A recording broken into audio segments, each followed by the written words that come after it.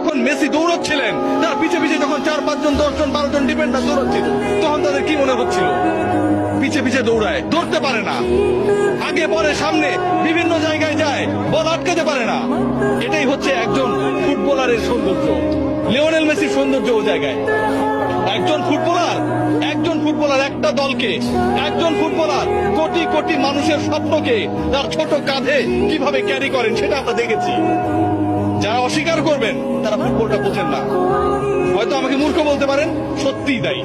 Brazilian কিংবা অন্য কোনো দেশের সমর্থকরা যারা অপছন্দ করেন, যারা আসলে লিওনেল মেসির এই জাদুর ছোঁয়ায় মন্ত্রমুগ্ধতায় আটকাতে চান না, যারা লিওনেল মেসির এই অবদানকে, একজন ফুটবলার পুরো দলটাকে কিভাবে গড়ে তুললো, স্বপ্ন দেখালো, এগিয়ে নিল, শেষ পর্যন্ত জয়ের প্রান্তে, জয়ের সেই সুন্দর একটা জায়গায় পৌঁছে দিল, সেই জায়গাটাকে তারা আসলে বিশ্বাস করেন না। তারা আসলে ফুটবলের সৌন্দর্যই বোঝেন না।